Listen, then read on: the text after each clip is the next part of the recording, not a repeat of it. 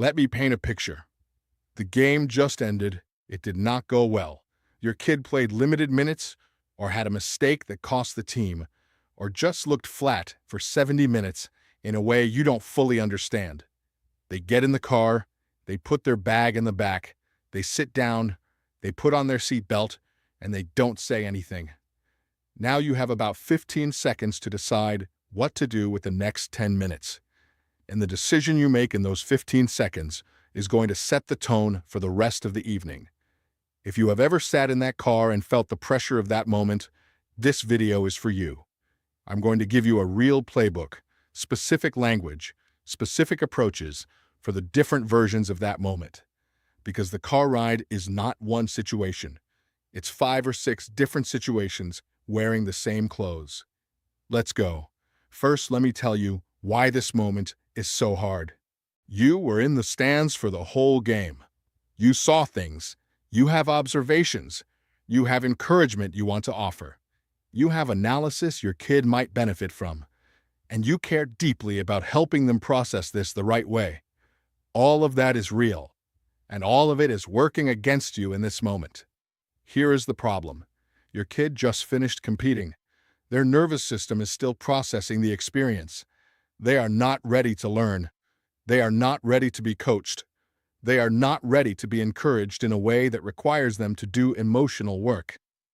When you speak into that space with analysis or encouragement or questions that require them to reflect, it lands as pressure, even when that is the last thing you intended. The car ride is not the classroom. Say that to yourself before you get in the car. The car ride is not the classroom. Situation 1. Your kid is quiet. This is the most common version. They are not upset. They are not visibly emotional. They are just quiet. The instinct is to fill the silence. Ask how they are feeling. Ask what they thought of the game. Say something encouraging. Resist that instinct. The most effective thing you can do when your kid is quiet after a game is give the silence room to breathe. Turn on music they like. Drive. Maybe stop and get food if that is part of your routine. If you need to say something, say this. Hungry? Or you want music? That is it. Those are not throwaway words. They are a signal. They tell your kid you are not going to make this a debrief, that the car is a safe space, that they can come back to the game on their own timeline. Most of the time they will, usually about 20 minutes after you get home when the pressure is completely off. Situation 2. Your kid is upset or emotional. They are crying, or they are visibly frustrated, or they said something sharp when they got in the car. Here is what not to do. Do not immediately try to fix it. Do not say it's okay. Do not say you played great. Do not launch into a pep talk. Those responses, even though they come from love, communicate that you are not comfortable sitting with their pain. And when a kid learns that their parent cannot hold their emotions, they stop showing them. What to do instead? Match the emotional temperature with something simple. That was a hard one. That's it. 3 words. You are not minimizing. You are not catastrophizing. You are acknowledging. Let them respond. If they do not, that is fine. If they do, follow their lead. Do not offer silver linings until they do. Do not coach until they ask. Let them set the pace of the debrief. The goal in this situation is not to make them feel better. The goal is to let them feel what they feel without adding to it. Situation 3. Your kid wants to talk about it. This is the situation that looks easy and is actually the trickiest. They bring it up. They start talking about what happened. They have opinions about the game. Maybe they have opinions about the coach's decisions, or a teammate, or their own performance. Your job in this conversation is to ask more than you tell. What do you think happened? What would you do differently? How did it feel in the second half? You are not interrogating. You are creating space for them to process out loud. And here is the critical part. You do not offer your own analysis until they ask for it. Even if you have observations that are completely accurate and would genuinely help. Even if you saw the exact reason the goal went in or why they were not connecting with the team. Wait for them to ask. When they do, keep it short. 1 thing, not 3 things. not a full breakdown. One thing, offered as an observation, not a verdict, and then you get out of the way. I noticed you were leading with your shoulder on that side of the field. Did you feel that? That is coaching language, not parent in Mustan's language. There is a difference. Situation 4. Your kid is fine, and you are not. This one is real, and it is important. Your kid gets in the car. They are already talking about something that has nothing to do with soccer. They are completely over the game, and you are still processing what you watched for the last 90 minutes. Do not make them come back to the game.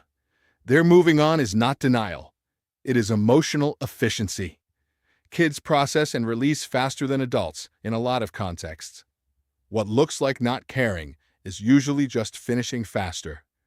The mistake is interpreting their okayness as something that needs to be addressed. It does not. What you do with your own feelings is a separate conversation. You process it with your spouse later. You call a friend. You give it until tomorrow.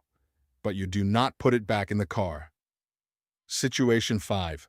It was a great game, and your kid is on a high. This one seems easy. It is not entirely. The instinct here is to praise everything, to reinforce every positive moment, to ride the wave. The risk is that you accidentally teach your kid that your emotional availability in the car is connected to how they performed. That the good car rides happen after good games, and the hard car rides happen after bad ones. That is not the lesson you want to teach. So even after a great game, keep the energy warm, but measured.